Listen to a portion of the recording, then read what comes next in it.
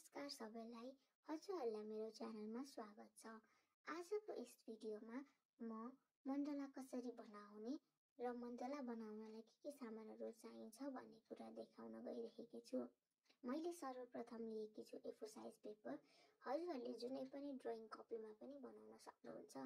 मैले लिएकी छु पेन्सिल, स्केल अनि लिएकी छु प्रोटेक्टर।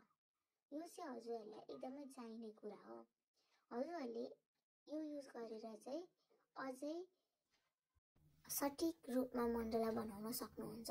यसले चाहिँ हजुरलाई ब्लुप्रिन्ट बनाउन हेल्प गर्छ। र मैले लिएकी छु कम्पास, जुन चाहिँ गोलो बनाउनलाई एकदमै इम्पोर्टेन्ट छ मण्डलामा, र गाइडलाइन्सहरू इरेज गर्नलाई इरेजर, अनि मैले यसमा युज गरेको छु माइक्रोन पेन। हजुरहरूले चाहिँ सुरु गर्दाखेरि जुनै पनि पाइलट पेन अथवा फाइन लाइन पेन लिन सक्नुहुन्छ। माइक्रोन पेन चाहिँ 01, 02 गरेर एउटा प्याकेटमा 05 नम्बरसम्म आउँछ। हजुरहरूले चाहिँ यो प्याकेट पनि पर्चेस गर्न सक्नुहुन्छ। यो चाहिँ जुनै पनि आर्ट सप्लाई स्टोरमा पाउँछ र हजुरहरूले अरू पेन स्टेडलरहरू पनि युज गर्न सक्नुहुन्छ। अहिलेलाई चाहिँ हामी माइक्रोन युज गर्छौँ र सुरु गर्छौँ। जुनै पनि कपी अथवा A4 साइज पेपर लिनुहुन्छ हजुरहरूले, त्यसलाई चाहिँ हामीले दुई भागमा डिभाइड गर्छौँ, हरिजेन्टली र भर्टिकल्ली। जति नै यसको हाइट छ त्यसलाई डिभाइडेड बाई 2 गरेर हामीले चाहिँ सेन्टर पोइन्ट पत्ता लगाउँछौँ र सेन्टर पोइन्टमै बसेर हामीले सर्कल बनाउँछौँ। यसमा हाम्रो कम्तीमा पनि 29.5 छ, त्यसलाई 2 ले डिभाइड गर्दाखेरि हाम्रो आउँछ 14.75। राउन्ड अफ गरेर हामीले लिन्छौँ 14.8। 14.8 मा हामीले पोइन्ट बनाइसकेपछि भर्टिकल्ली पनि यसलाई दुई भाग गर्छौँ। हामीले भर्टिकल्ली पनि जसरी हरिजेन्टल्लीमा डिभाइड गरेर बिचमा पोइन्ट लगायौँ, त्यसरी नै हामीले भर्टिकल्ली पनि पोइन्ट लगाउँछौँ। हामीले भर्टिकल्ली डिभाइड गर्दाखेरि चाहिँ 12.5 आएको छ र अब हामी 12.5 मा डट लगाउँछौँ। यो डटलाई इन्टरसेक्ट गरेर हामी हरिजेन्टली र भर्टिकली लाइन तान्छौँ र हाम्रो यहीँबाट मण्डला बनाउने बेस सुरु भएको छ। हामी सानो स्केल लिन्छौँ। सानो स्केलमा अराउन्ड 10 सेन्टिमिटरको डिफ्रेन्समा हामी इच डट तान्छौँ, अथवा हजुरले 5 सेन्टिमिटरको डिफ्रेन्समा डट तान्नु भयो नि हुन्छ। यो डट हामी भर्टिकल्ली र हरिजेन्टली तान्छौँ। यो डटलाई बेस बनाएर हामी कम्पासले यसलाई सर्कल बनाउँछौँ। हजुरहरूले 5 सेन्टिमिटरको ग्यापलाई बेस लिएर यसरी सर्कल कम्प्लिट गर्न सक्नुहुन्छ। सर्कल बनाइसकेपछि हामी लिन्छौँ प्रोटेक्टर। प्रोटेक्टरमा हामी 10 सेन्टिमिटरको ग्यापमा डट बनाउँछौँ र इच डटलाई सर्कलबाट इन्टरसेक्ट हुने गरी हामी यसरी लाइन तान्छौँ, जसले गरेर पुरै सर्कल बराबर होस् र हाम्रो गाइडलाइन रेडी छ। गाइडलाइन एकदमै इम्पोर्टेन्ट छ मण्डलामा। हजुरहरूले प्रिसाइजली प्याटर्न चाहनुहुन्छ भने चाहिँ गाइडलाइन एकदमै नेसेसरी छ। हजुरहरूले जुनै पनि प्याटर्न बनाउन सक्नुहुन्छ। मैले लिफ लिएको छु र यसरी नै हजुरहरूले पुरै आफ्नो डिजाइनले गाइडलाइन बनाउन सक्नुहुन्छ। कम्पासमा माइक्रोन फिट गरेर म सर्कल बनाउँदैछु। मैले मेरो गाइडलाइन बनाइसकेर गाइडलाइनको माथि माइक्रोन युज गर्न गइरहेको छु। मैले गाइडलाइनहरू सबै मेटिसकेपछि यस्तो बनेको छ। हजुरहरूले चाहिँ गाइडलाइनमाथि यसरी माइक्रोन युज गर्न सक्नुहुन्छ।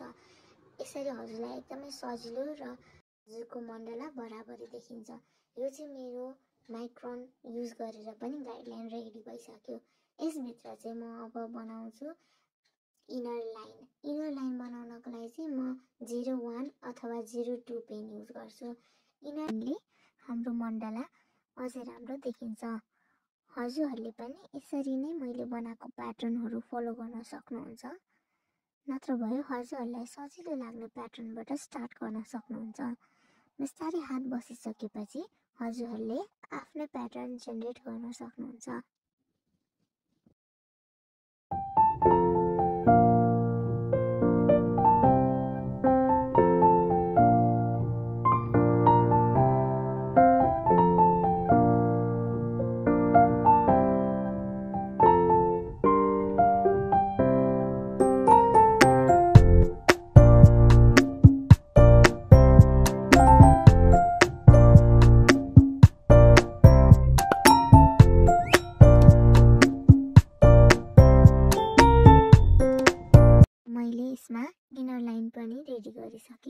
हजुरहरूले पनि यसरी नै रेडी गरिसकेपछि बल्ल यसलाई अझै डिटेलिङ दिन सक्नुहुन्छ।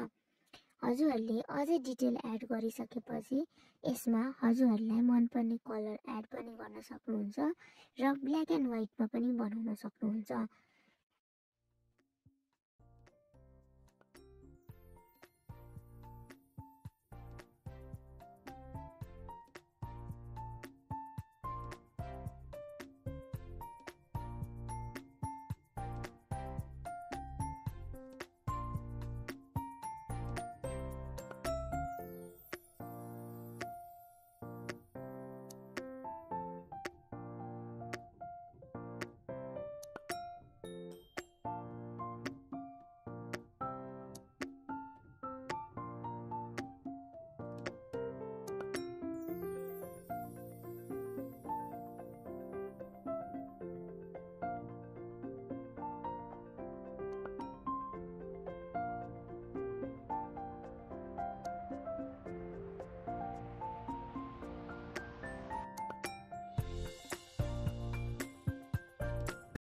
हजुरहरूले आफ्नो हात नबसेसम्म एउटै प्याटर्न रिपिटमा पनि गर्न सक्नुहुन्छ।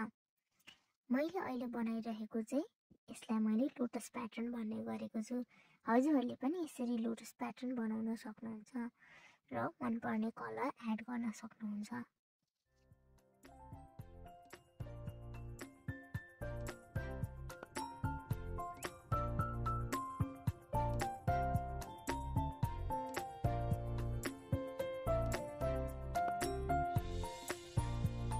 अब चाहिँ प्याटर्न रेडी भयो। हजुरहरूलाई आफूले मन परेको कलर एड गर्न सक्नुहुन्छ। मैले चाहिँ ल्याभेन्डर कलर र स्टोन एड गरेको छु र मेरो मण्डला रेडी भएको छ।